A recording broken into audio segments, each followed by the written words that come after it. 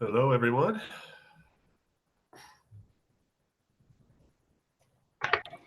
Hello, how are you doing? Well, my allergies are trying to destroy me, today. But other than that, I'm doing great. So if I'm hacking and sneezing and pausing, you have to excuse me. Oh, it's so bad today, but it is. You can see it in the air driving around today. Like I've noticed it's on the cars now. And Yeah, I feel your pain. I'm having a similar feelings. Yeah, it's that time of the year.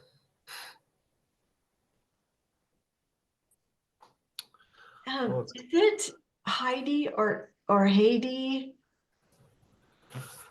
It's Edie. I do my best to mess you up with the spelling. Okay, so Haiti. I just now saw your email. I'm so sorry. That's okay. I just sent it, and then I realized as I dug further that that might not be the way you guys do things. So it's just every time we start a session, I'll have to go, okay, how do I find the invite? And I'll have to dig through and I will find it. So I'll eventually remember. an easy one for me, typically if I can't find it fast enough, is I'll go to the city's homepage and then scroll down on the calendar and it'll just say, click to join under the meeting. That one has never done me wrong. That's how I get into it too. Sorry, I got police down my street.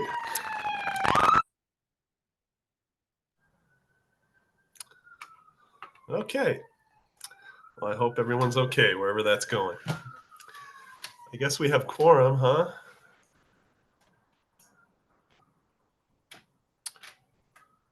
Whoop. Can you hear me?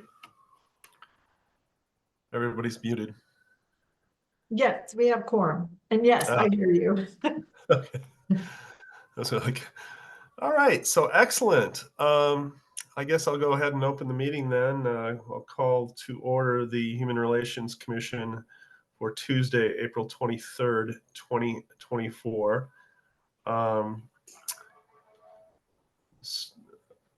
Staff, would you go ahead and conduct the roll call, please?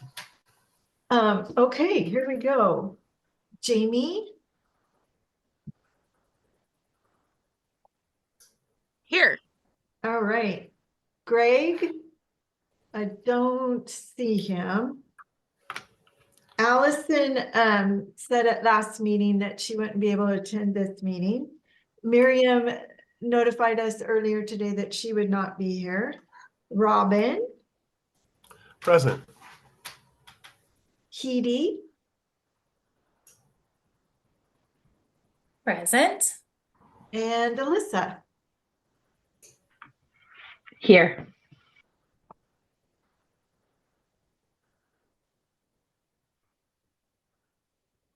Is that correct? Is that the roll? That's the roll. Awesome. So first agenda item is business from the public. I understand we have a member of the public here to talk to us. So we have, unless I don't see him. Matthew Reckers is going to actually present after we approve the minutes. And it looks like his computer's just froze up. So hopefully he's rebooting and coming back on. Okay. Yeah, I was wondering why we had business from the public. Is that before the approval of the minutes? Is that usually how we do it? Oh, okay. Awesome. Well, okay. So do we have any other business from the public? Nobody reached out. Okay. Then next is approval of the minutes for March 26, 2024. Anyone have any suggested comments or changes? And if not, could I have somebody move for approval of those minutes? I move to approve the minutes. Okay, I second that. For all those in favor of approval, say aye or Aye. raise your hand and wave and thumbs up. Awesome. Looks like that's carried. And then our next item is scheduled business. Matthew, are you there? On my end, it looks like he's still frozen. So we might want to head on to B. Oh, maybe not. I see another box popping up.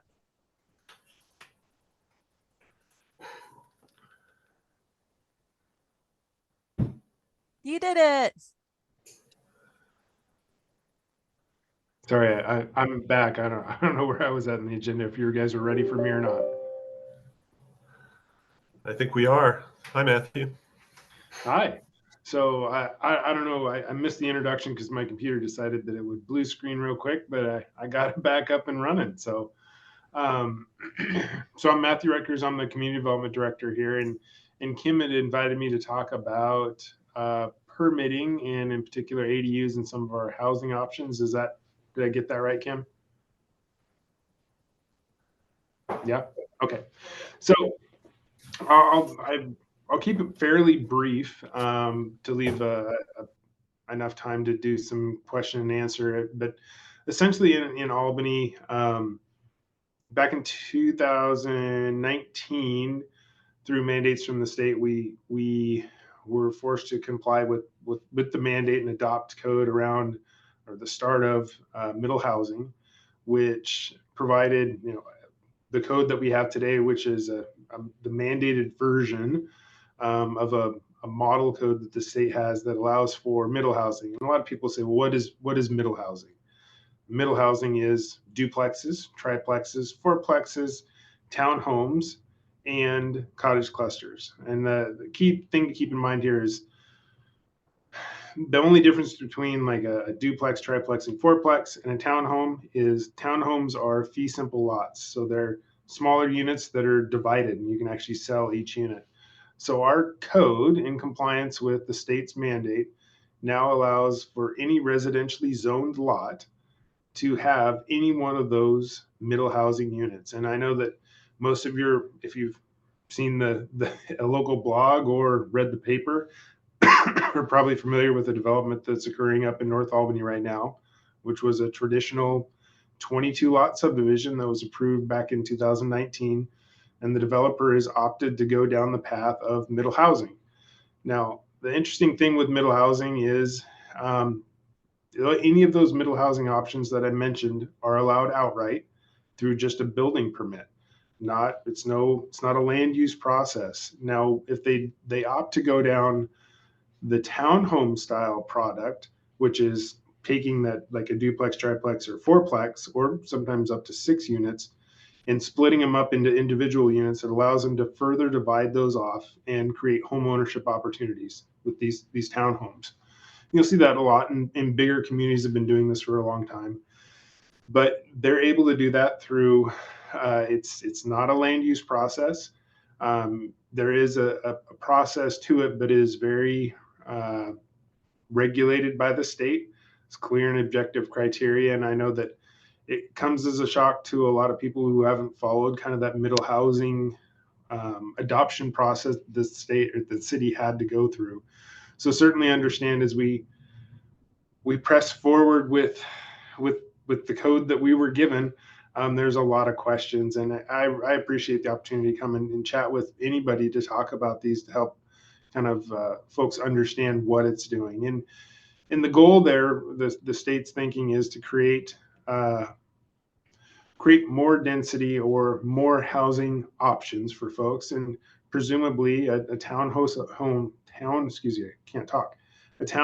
option is going to be cheaper than, say, the new home starts that we're seeing or have seen in Albany for the last decade, and currently are in the $500,000 range for a new home, where a townhome hopefully is going to be, and as ridiculous as it might sound, in the 300s, and that's going to create opportunities for new first-time home buyers, or empty nesters that are no longer need a 2,000, 3,000 square foot home, want something smaller. So it's creating those options. Now, as part of this, even before the state, about the same time the state was working through this middle housing mandate, the city had started a project called the Housing Implementation Plan. And we did that through with a housing affordability task force. Mayor Alex Johnson had, when he first became mayor, said, I really want to tackle this issue of not necessarily affordable housing as most people think, which is subsidized by the government in some way, shape, or form, but really housing affordability from the lowest of lows to the highest of highs. And so we went down this path of we formed a housing affordability task force, and we set about a path through a grant with the state to create a housing implementation plan. And what that plan's goal was to figure out ways to incentivize or make it possible to, as much as we can influence. Obviously, the market is the number one driver, but influence that cost of housing, whether it be rentals or home ownership. And with the HIP, I'll refer to it as the HIP. So Housing Implementation Plan is wrapped up about a year and a half ago. We're currently in the process of implementation. And this will get to one of the specific questions, which is SDC fees. One of the strategies that we identified in that HIP was the SDC fees being a challenge for some folks. And you look at constructing an ADU in your backyard as an accessory dwelling unit, whether it be for rental or for like a mother-in-law suite, we see a lot of them used for that.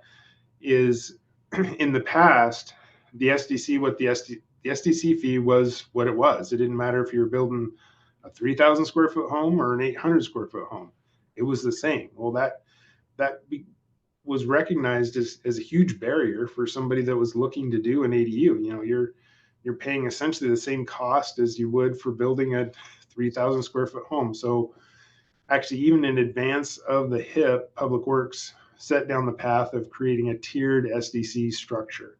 And that tiered structure is now based on the square footage of the home. So they tiered those SDC charges so that if you're, I forget the exact ranges, but like, for an example, like 800 to 1,200 square feet, your SDC fee was lower than if it was 1,200 to 1,800 square feet. So it's making some accommodation based on that home size. So we are trying to move the needle ever so slightly as we may by impacting some of those SDC fees. And I'll just be honest, even with a tiered structure for somebody looking to do an ADU, while it is a savings, the SDCs are still it's a big charge. I mean, it's a pretty big chunk of your overall permitting fee. We'll see them reduced for like an ADU, say if it was $15,000 for all your permitting fees out the door for building a new home. You may see that come down to $12,000. But any little bit helps. Some of the other things that we are looking at through the housing implementation plan is some of our dimensional standards for our lots. One of the big things is we look at, well, how do you actually affect the cost of home ownership or just even constructing a new home?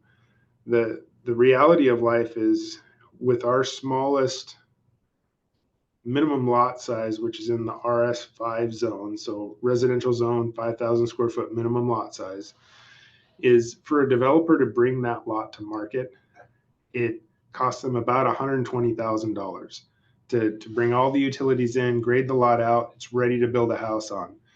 Well, that's for a 5,000 square foot home. In order to maximize, and not just maximize their profit, but actually see a profit, there's no developer out there that's going to build a 2-bedroom, 1-bath, or even sometimes a 3-bedroom, 2-bath on a 5,000 square foot lot that cost them that amount of money to bring to market. So they maximize their footprint, build all the way out to the setbacks, and build these 2,000-3,000 square foot homes. So by tinkering with that minimum lot size and maybe pulling those down to 2,500 square foot, it starts to enable a developer to realize some profit still in a smaller lot and be able to build a smaller home that will in turn sell for a lower price. I mean, that's the hope. You know, obviously the market does some strange things. You know, if there's still if the market's not flooded with housing options, then the prices still go up. We saw that over the last couple of years where there's cash bidding wars on new homes, and it's near impossible to get one even for what the listing price was, because you've got this bidding war going on. That's gotten better over the last couple of years as there's more houses on the market or more options on the market, but it's still a reality. It's still tough. We're doing what we can to help impact that on our end by looking at, like, say, tiered SDCs and some of our development standards to create more options. I think I'll pause there and see if anybody's got questions on that. Yeah, what kind of questions do you have for Matthew?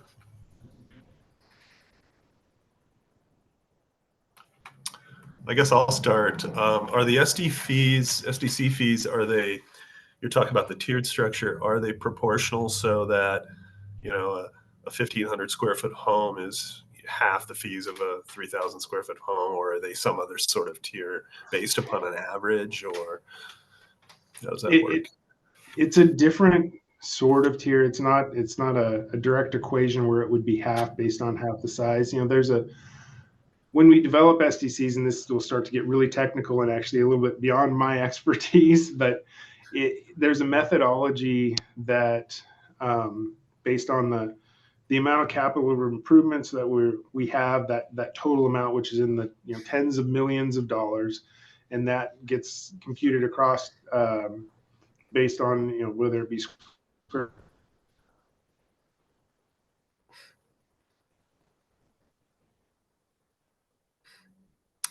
Oh, he's locked up. Does anyone else see him? He's locked on mine too. I can answer it in regards to parks, if that's helpful. Sure. As we also have a square foot, but we do have a bare minimum doesn't matter if you're building, a 500 square foot home or a much larger, you're going to pay X amount. And that's because of the impact of the rough amount of people that are going to be in that home on whatever element your SDCs are funding. So for parks, for example, actually smaller lot sizes, typically they don't have as big of backyards. And so you go to the parks more often. So theoretically, you could argue that it would potentially need to be the same. But that doesn't encourage to build smaller. And so we had to go back and look at a methodology with a consultant and a contractor who does this day in and day out for communities. And they found that it does correlate with the amount of people in the house for square feet up to a certain amount. And then after 2,400 square feet, it's all pretty much the same. So it's essentially the same amount of people just living in more space. So it depends on the impact fee. See if anybody else has their hand up. If not, I'll do a follow-on question to that. So is there a standard of how much of this comes from, how much of the operating budget comes from fees versus other sources of revenue in the budget? Sure, and I'll try to answer that within my scope. So I know for fees, a lot of times that just covers administrative costs that it takes to process and to review. That is a portion of revenue generation, but it's not raking in the dollars. And I guarantee you across any of the department, they're not actually covering the amount of time it would take for staff to review and chat with people. But it goes to help keeping our services available. Does that answer it? I think so. Yeah. Thank you. I'm back. Sorry, Matthew. Sorry about that.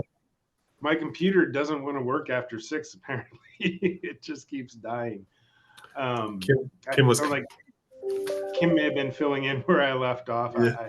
I hopefully was able to answer some questions, but I'm back. You said it's basically complex and based on capital improvements and other fees. And then Kim was saying, of course, that's tied back into the costs of the administration and all that sort of thing. Yeah, and I mean, I could do probably 2 hours on just SDC fees alone and what they're for and why we have them. I won't bore you with all that unless you want me to get into it. But happy to answer any questions you guys have. Sure. So one thing that I've seen, Bend does it, several larger cities do this.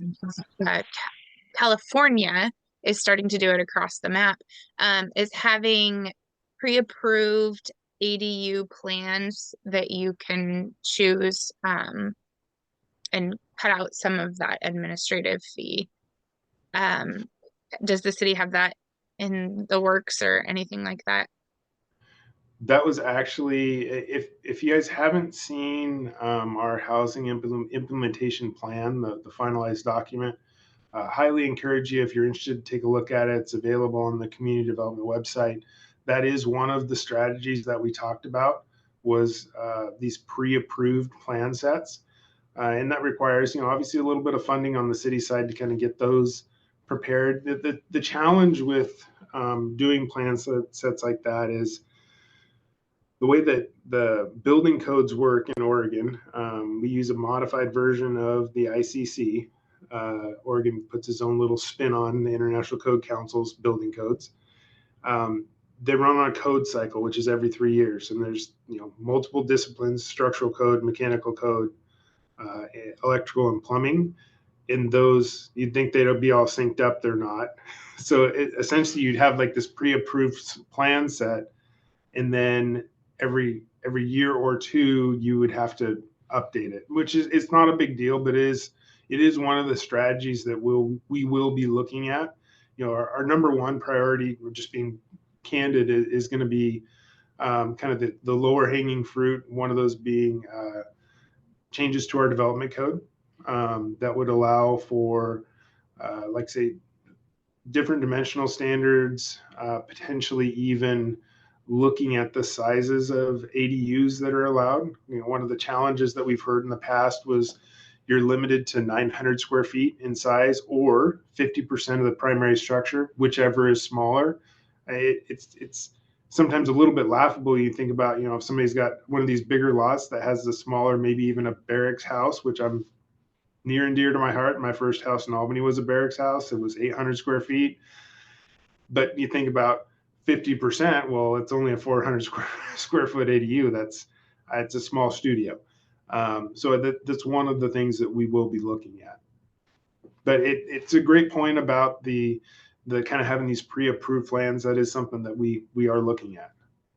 Awesome. Thank you. Yeah, we had looked into an ADU for our property where we live, because we have a really big lot, but our house is only 1,100 square feet. So we'd be at 550 maximum.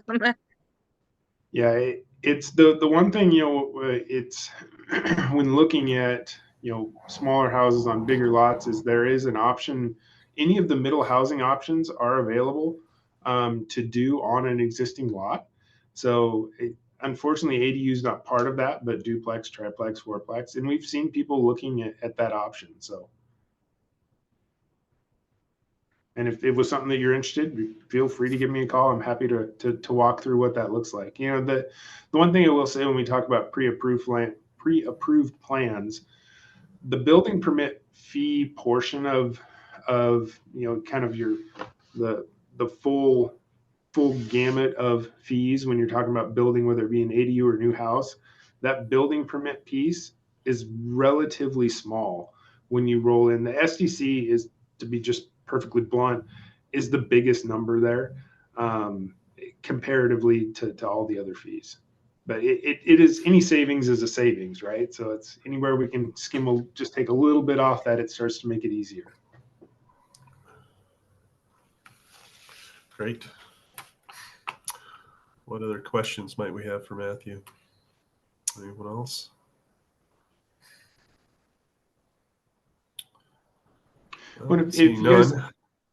If you guys think of something, you can get my contact information either from the website or for Kim. Feel free to shoot me a note, give me a call. I'm happy to chat. So Excellent. Well, thank you for coming in and talking to us today. Sorry about the IT. That's all right. It'll give me something to talk to them about tomorrow, but really appreciate the opportunity and hope you guys all have a great night. Thank Yeah, you you. too. Thank you. All right. Thanks, everyone. Okay, I'll go back to the next item on the agenda, which is an update on the joint council work session. Kim. Thank you. So after we met last time, Allison and I touched base as she is the new chair, and we kind of talked through some timing of everything. And with the hope of the Department of Justice come in presenting next month, we felt like that didn't necessarily give us enough time to prepare something to go to council to talk about goal setting. Because especially if we're going to be thinking about doing a bias response kit or, something like that, it'd probably be good to hear the information for us to talk a little bit more about it before we show up in front of city council. So with that, I went back and asked if there's any availability on either July 8th or the 22nd. We are on a pending waiting list as another joint session potentially with Millersburg is scheduled for one of those 2 days. They should be able to let us know soon. With that said, do you all have a preference for the 8th or the 22nd, or does it necessarily matter? It would be on a Monday at 4 o'clock. I'm seeing no. Have any preference? All right, we'll take whatever we can get then. So by the next time, excuse me, hiccup a little bit. By the time that we meet next month, hopefully that'll be pinned down and I'll be able to come back. And then Allison and I, when we were chatting, we'll have the presentation and then we'll talk a little bit more about what we want to suss out of council and come up with an agenda. So that's all I have, is that you can release your June date as we are now looking for July. Got it. Thank you. The next is land acknowledgement. And Kim and I had a chance to chat about that. Kind of let Kim fill you in on her part of it. Sure. So Robin and I met. In your packet, you'll have some draft language, and I wanted to give you a little bit of context as to where that came from. So I met with Counselor Smith back in the fall when this initially came up, just to kind of, I heard she had had some interest. And back in 2023, she was at a League of Oregon Cities event, and they were talking about how really communities should be doing a land acknowledgement. It's something that is happening more. And she was thinking about bringing one to council and had chatted a little bit with former counselor Stacy Bartholomew. And so they had kind of looked around at several different land acknowledgements and put this one together as potentially a beginning draft. But it has not been vetted through any Indigenous folks. So, in as far as I hope that other ones before they publish it go through a process and that this isn't just language that is coming off the top of somebody's head, but this we thought would potentially be a good starting ground for a conversation here. And then when we get to meet with the tribe, we'll be able to say, this is what we've been able to gather. This is how we've tweaked it a little bit, if we have any tweaks, and really just what do we need to do in order to be good neighbors, accurately reflect and help educate in a way, because we could think that we're doing everything right and be doing everything wrong. So, but this is kind of a first step as to get feedback on what we think. And with that said, Robin and I also chatted and acknowledged that it's probably going to be difficult for us to make some inroads with the tribe, just because it's not everything's on our timeline and when we want it done. And so we need to go up and try to do what we can to see if a small group of us could go up and present. So that way their time and labor isn't coming to us. It's us humbly going to them and saying, help educate us, help us figure out how to do this right. Is it a monument? Is it a land acknowledgement? What is that? Is it some use of the park? What does that look like? So that's kind of the conversation that's as far as we've got. What else did I miss, Robin? No, I think that's really accurate. I think going to them and asking, what I would assume perhaps they have participated in some other land acknowledgements, I would guess, just guessing though, and kind of what they see as best practices for that sort of thing and what they would like to see from it. I think that's a great strategy. Other than that, I can't think of anything. So I think our action item is still to try to get in touch, right, with somebody to facilitate that. And we have a And I'll- couple, Go I ahead. apologize. We have a couple connections with the tribe, Grand Ron, and then Marilyn Smith also sent me a state representative who is Indigenous, their contact information. So we can maybe try a slightly different approach. So yeah, we're continuing to work on it. That's But if great. anybody has any recommendations or connections, we will happily take those. Any questions from anybody on that process or concerns or additions? I had one question on it's just a wording thing. No, it's good. On the second to the last sentence in here, I think the sentence it doesn't quite make sense to me. We recognize that Native communities were forcibly removed from the land where we now reside and the continuation of harmful colonial legacies. I kind of feel like I want to stop it and say where we now reside, and then we recognize the continuation of harmful. I want to make it 2 sentences. I think that's great. If Thank that you for makes catching sense. that. Yeah, good catch. Yeah, that's good. Any other comments or questions? Okay, so if anybody has anything, of course, reach out to Kim or I, and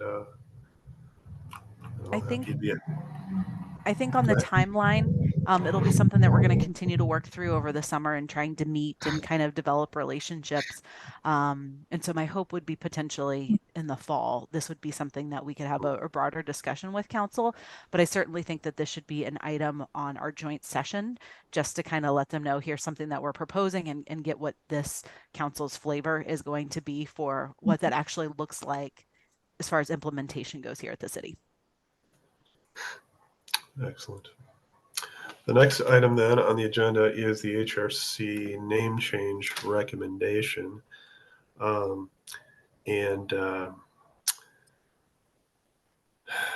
I and Alyssa, excuse me, Allison, sorry, Allison did have a chance to meet on this and talk about it. So I think one of the main things she would like to reach out to the group on SSI is this something we still feel strongly about because of the split vote that we did occur last time, and if not, is it something we should table? And I don't know if there's any of the information in letter F of the scheduled business today that would be good for that. I'm not sure who has that action item. Is that yours, Kim? So, do we want to jump to that one really quick? Well, yeah, let's do that and then come back. Is that all right? Sorry. Yeah, sure. So, we got an email, and I mean, staff got an email from another human relations, human rights, diversity, equity, inclusion, folks who are trying to do the same work that we're doing in other communities.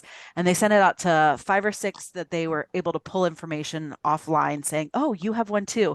And they said, hey, we would like to get together with representatives with everybody to kind of see what everybody else is doing, see their successes, their challenges, and talk about maybe how we can work together. And so I said, I think that is probably something our group's going to be very interested in, but let me double check. I don't want to speak for everybody. So if that is the case, I'd love to get feedback from this group. And if it sounds like we're something that we're interested in, then I'll probably connect them with Allison as the chair and just say she'll be our representative with this, Mid-Valley or Oregon. I mean, it could be statewide group. It'll probably be virtual meetings, I think, but it'll be an opportunity for everybody to touch base together and kind of glean information. So it could potentially start good conversations about, doesn't matter what the name is. Are we all dealing with the same problems? It doesn't matter what our title is. Or, you know, have somebody had better luck with grant funding or getting pushback? I do think that could be beneficial based on the split vote and the current not driving immediate desire for something in particular. Mm-hmm. Thank you. Any thoughts on that from anyone? Do you have any idea on like a time range when that might happen? I don't believe I saw one. I think everybody was kind of, we got the email, I think 2-3 weeks ago. It was pretty shortly after our last meeting, and pretty much everybody who tuned in was like, yeah, great idea. We're not the commission. So we're going to go back. So I think everybody's probably circling through with their groups right now to get feedback. I will be able to report back at our next meeting. I would assume before we head into the summer, since it seems like it is a motivated group, but I don't have a specific date that a meeting has been set. Awesome. Thank you. Yeah, I think it sounds like a great thing, a great opportunity to see what everyone else is doing and what they're thinking, and then come back and decide what we want to do about our name change. So I motion that we table the name change until we've had this meeting. I second. Okay, we have a motion to table the name change. Just before we take the vote, though, I would like to ask staff am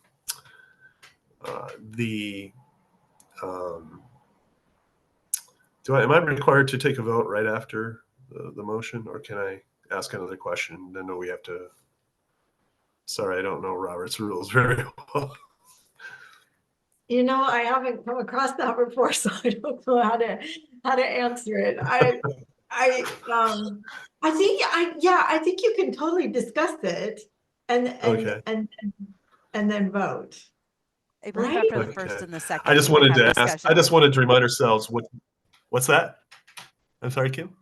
I believe after a first and a second, you're able to have discussion. Yes, Okay. yes, I think you. that's right. And can I just quickly ask, was it Alyssa that seconded? It was a Sorry, what? Yeah, it was Alyssa. That was me. You seconded? Okay. Yeah. Yeah. I just wanted to ask so the two names that we had tabled a split vote on last time were Equity Commission and Human Rights. Is that correct? I believe equity and inclusion and human rights. And then we threw human relations back in there as an option to stay. As an option. And that one got 3, and human rights, I believe, got 3. Okay. Wasn't it equity and inclusion? Oh, you're right. It wasn't Equity and inclusion. I apologize. Yeah. Equity and inclusion and human rights, correct? Human Relations Commission, keeping it the same, and equity and inclusion. Got it. Okay, thank you. I didn't have that straight in my notes, so now I do. Okay, so a motion has been made to table that discussion till this next meeting occurs, and that was seconded. All those in favor of doing that, please vote aye.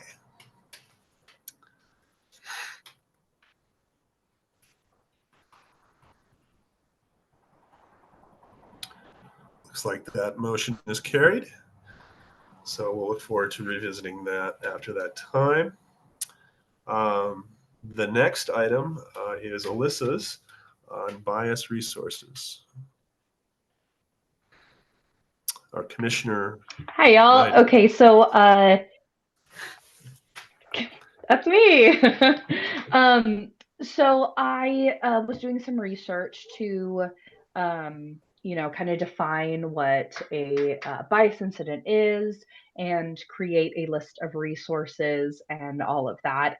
And I started to create a Google Doc with links. And then I realized that the Oregon Department of Justice has a unbelievably thorough and wonderful resource that like outlines everything, the difference between a hate crime and a bias incident, and it has resources that you can connect to through if you're part of the LGBTQ community, if you are Asian or Jewish, like it breaks it down by community. So if you have had a bias incident, it gives you a place to go to report it in general, and then resources depending on how you identify and what support you need. So talking with Allison, we realized that it didn't make sense for us to reinvent the wheel, but we would like to share that site with you. Is it okay if I drop that in the chat, or would it be better if I email it to the group? We aren't able to do. Go ahead. Go ahead, Sorry. Gina. I was just gonna say, if you can put it into the meeting, I think it would be beneficial for everyone to see. Okay. Do you want me to share my screen? Yeah. Yeah. Okay, cool. So let me, okay, we're doing this.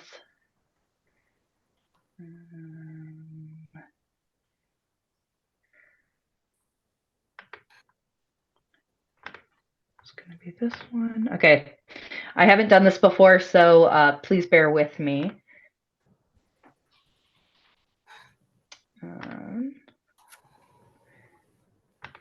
I'm not sure why it's not letting me. There we go.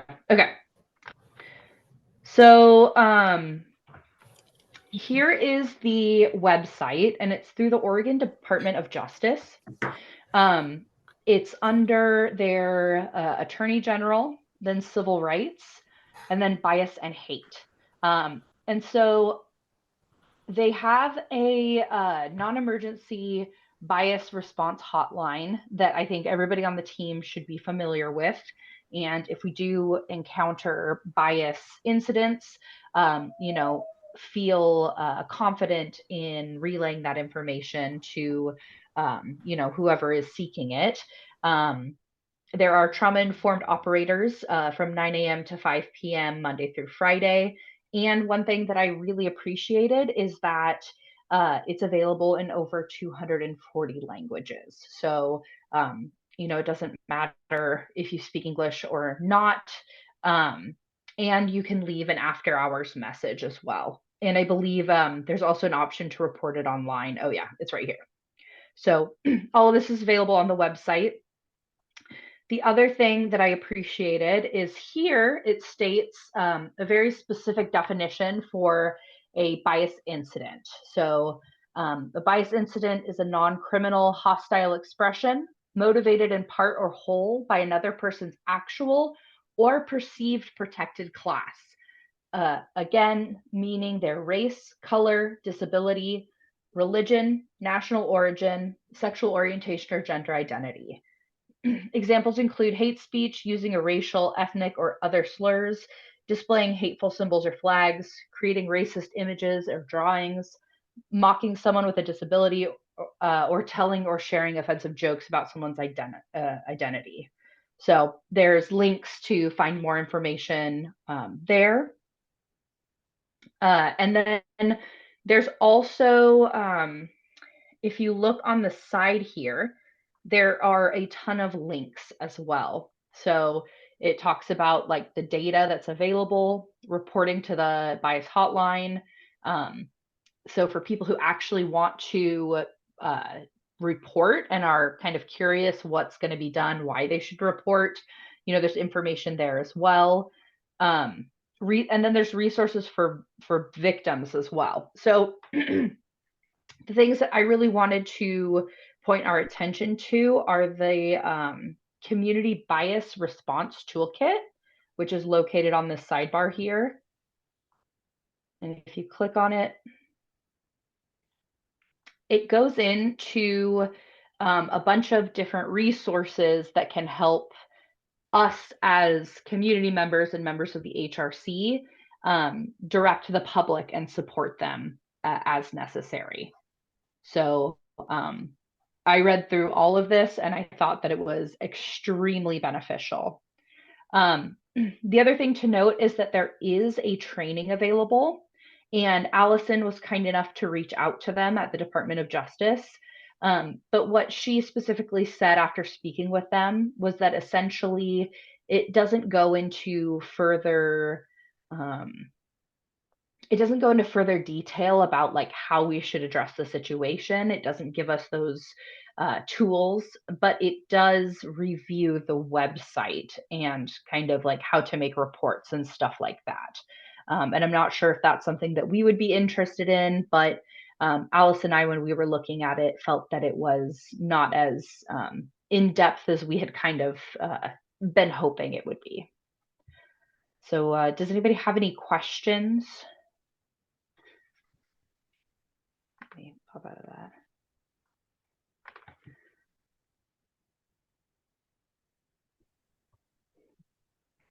Just a comment. Thank you for presenting that to us. I think it's really, really useful. And I think it's really encouraging to see that not only are crimes themselves have resources applied to them, but also the whole issue of bias incidents, which, you know, as a member of a community, I have experienced, and I'm sure many of others of us have as well at some point or another.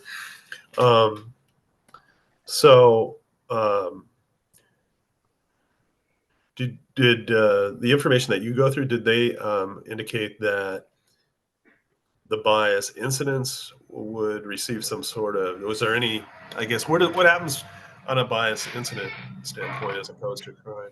Crime, obviously, you report to police and then investigate, etc. So I think that's a really good question. And from what we were able to find from the website, a lot of it is about like supporting public resources and like the data is collected, and then they have like the You Belong campaign and really working to promote inclusivity in the community. But the one huge benefit that I saw, at least directly from the Department of Justice, and again, the other different organizations had other things that they could do, like trainings and stuff like that, depending on where this was. But the Department of Justice has like trauma-informed people who can answer the call and kind of help the individual who has been who has received that bias and can help them work through it and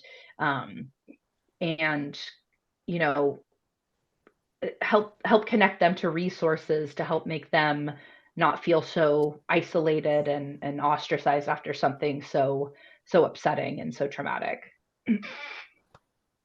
Great, thank you. Kim? So with this, something we had talked about last time is how we want to utilize our Human Relations Commission Citizen Advisory Group page. Would this be something that you would feel comfortable taking a vote on, and me then connecting with Matt tomorrow and say, hey, Matt, we would love for you to help link us, to this website? I think it would potentially be helpful to highlight a couple of the different links that'll go directly to those side tabs as resources. And then maybe it's just something that,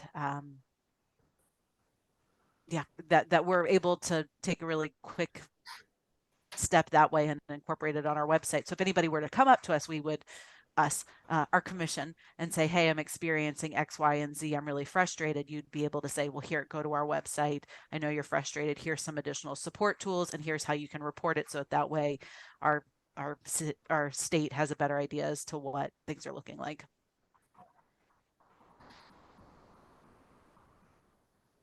Yeah, that sounds really interesting. So should we go ahead and actually, could I have a motion to approve the adding of appropriate links to our website? Yeah, I would like to motion to add the Department of Justice community bias web pages and links as part of our website. And I'll second. Great. All those in favor of adding those links? Aye. Okay, that motion is carried. Great. Thank you for that investigation and information. So the next item on it is on the agenda is meeting format. Let's go ahead and Kim take that away. Sorry, this is me talking at everybody today. I apologize.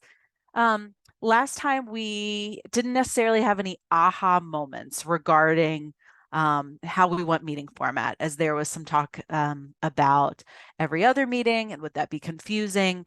So, and I apologize as I did not send out a survey afterwards because I was trying to figure out how in the world I would gather that information and what it would actually gather that's helpful. So I instead would like to hear if anybody's had any aha moments since our last meeting to determine if they think they've got an idea how to balance it. Do we do a twice a year in person? Do we try every time as a hybrid, knowing that if it's myself and Gina staring at each other and nobody else is there, or then maybe we don't use city resources in that capacity? Or has anybody had any clarification or ideas come to mind since our last meeting? And I just ask, you had mentioned the last meeting that there were certain rules, so if we do meet in person, then we have to involve even more staff because we have to have security people and we have to do different things. What is that threshold? Because the last thing we want to do is say, okay, the four of us want to get together, and so we wanted to make 7 people bend because that's what we want to do. So tell me a little bit more about that, because that helps. So this is, yes, we have to have security in the building if we have any meetings in the evening. And so in order to do that, we don't necessarily have a hard and fast rule with all of our commissions. In the past, what we said was, I think we said at least 3 plus Gina and myself to kind of make it collaborative, but still, you know, so that it's not just one person in person and everybody else online, because that might change the dynamic. But that, in all honesty, that's a little bit arbitrary as we were just trying to figure out how to balance it. So I would personally say I would hope that we would get at least at this point 2 people in person in order to do a hybrid model. So that way it would be Gina, myself, plus 2 other people. I'm open to feedback on that. I would say that would be the minimum, though, that we would need to have confirmed ahead of time saying, I am going to be there in person in order to go through that. Yeah, I think as far as myself goes, I would be in favor of the hybrid and giving us, you know, I guess essentially 2 RSVPs for that. A, you're going to make the meeting, and B, you can make it either in a hybrid or not. And then if you don't have that minimum, then it just reverts back to a Zoom meeting, but only scheduling those hybrid meetings well in advance so that people can adjust their schedules accordingly. Does that seem reasonable to the rest of you? To the rest of the commissioners? I was I gonna say, think that, oh, go ahead, Heidi. sorry. So I had another extra thought in that, is it possible to stack meetings up against somebody else's meeting from the security personnel perspective? And not that we need to consider totally changing our dates as well. But if that were something, if we were going to say, hey, we really want to meet in person all the time, we might have to consider picking a different time that we could then piggyback on somebody else's already existing meetings. Kim, So. isn't the transportation, don't they meet the same night as us? And at the same time, I even think, but I don't, let me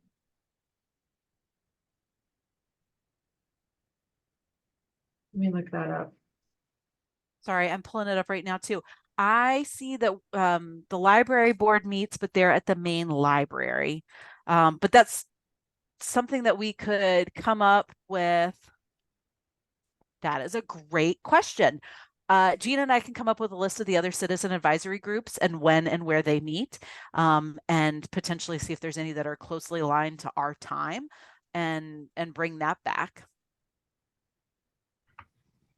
I'm not sure how shared this opinion is, but I do know that childcare was mentioned as a concern, and so was like you said, the security, and so logistics just seem higher meeting in person. And Kim, like you mentioned, I think having a set time, like two meetings a year where we meet in person, something like that would help kind of manage the workload. And they could also be like in person / hybrid, but it would give us the opportunity to meet as a group. But I'm not sure that from a logistics standpoint that every meeting having a hybrid option would make the most sense or be the most convenient logistically. So I do see where the transportation advisory is the same night as us, but they're 6:30.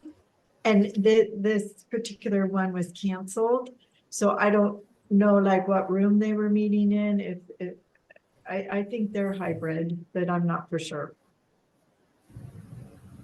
And then actually, maybe the best question to ask is the only reason we're discussing this because I'm new and I'm like, hey, I can be anywhere.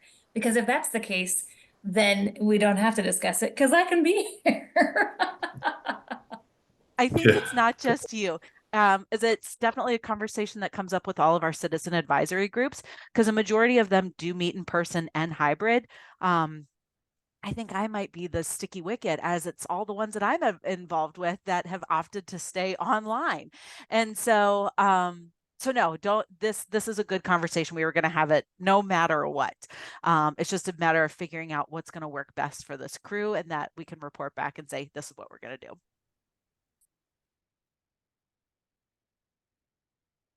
Okay, so what I'm hearing at this point is that at a minimum, what we want to do is pick 2 times a year where we're going to meet in person and have a hybrid option, as we will not be able to provide food or childcare. We just don't have that ability.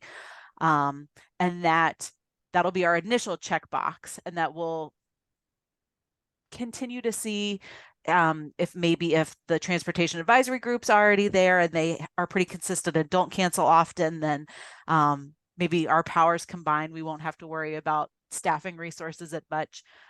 We can look into that.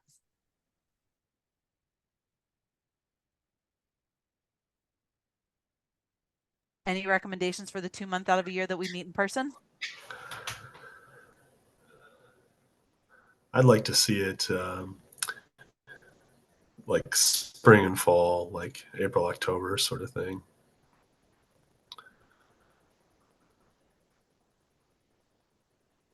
I think summer's tougher for people in sort of the holiday times as well.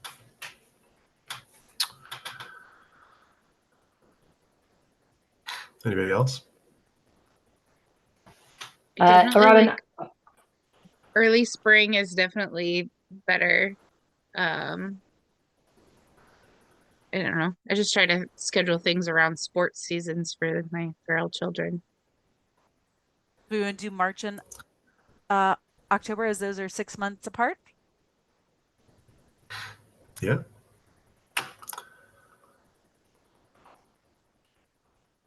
We'll wear our Halloween costumes. Yes, costumes. Okay, thank you for that. Next item is event debriefs from the commissioners. Do we have any?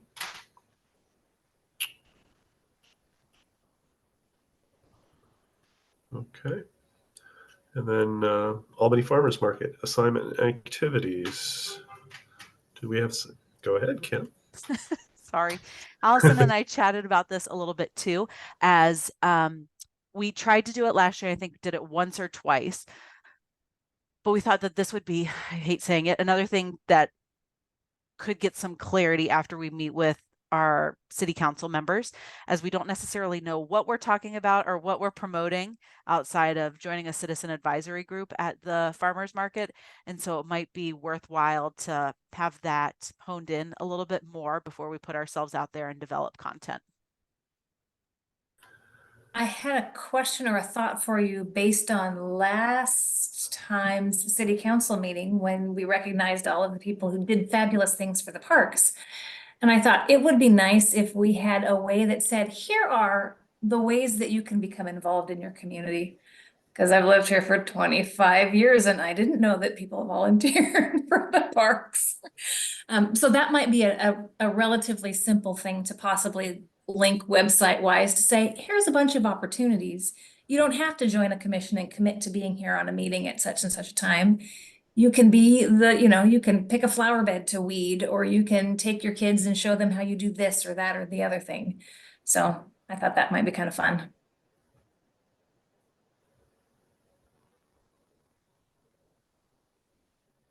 And the city is talking about creating a more that robust sounds really volunteer good, program, actually. kind of across the board. So it's the same way that people apply, get vetted, all that kind of good stuff. So yes, that is on the radar. And I love that that is something that actually makes sense to people outside of our small work group. Yeah. Personally, I'd love to see, more exercises about talking to the community about, regardless of name change, equity and inclusion, and what some of those things mean. We did have that opportunity a couple of years ago at the farmers market. It was kind of a fun exercise because we had people ask some questions or answer some questions, and they wrote on a whiteboard some of the needs that they saw in those areas for the city, including things like classes and things through, in conjunction with LVCC and others. So there were some interesting suggestions from that exercise. So it'd be really cool to do something like that again, I think. So, but it'd be good. I agree. It'd be good to have some of this other stuff established first. Okay. Anybody else have a comment or question on that stuff? All right. Yeah, I also think I didn't know about the I didn't know about the commission until essentially I was asked to join it. And so I think just getting ourselves out there and talking to the community, and I mean, not just us, but the other commissions that are available too, and about like what we offer, and that people can reach out to us, and not just encouraging them to join, but also highlighting what our goals and mission are, I think would be important to add to that as well.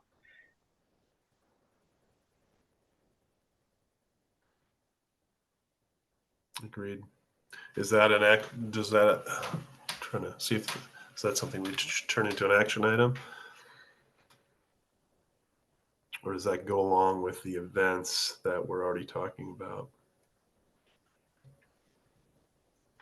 Yeah, I was talking about like for tabling for the farmers market. I think that would be a good topic, as at least one of the events that we participate in.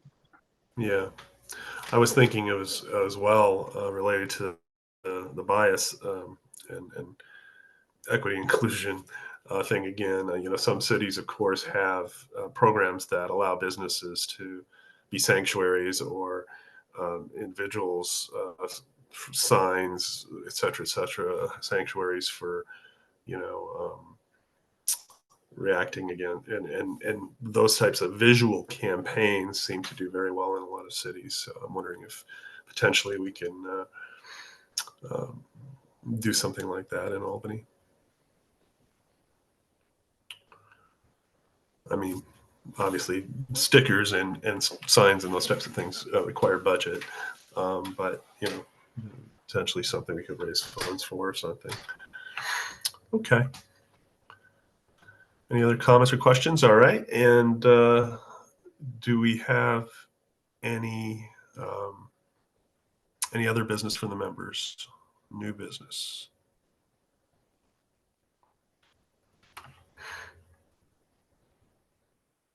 I do not. Seeing none, then any further updates from staff?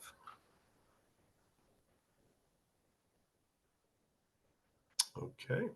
Seeing none, then our next meeting is scheduled for Tuesday, May 28th. That will be a Zoom meeting. And if not, if anybody has anything else, I will call the meeting adjourned at 7:04 p.m. Great. Thanks, everyone. Have a good Have a evening. great evening.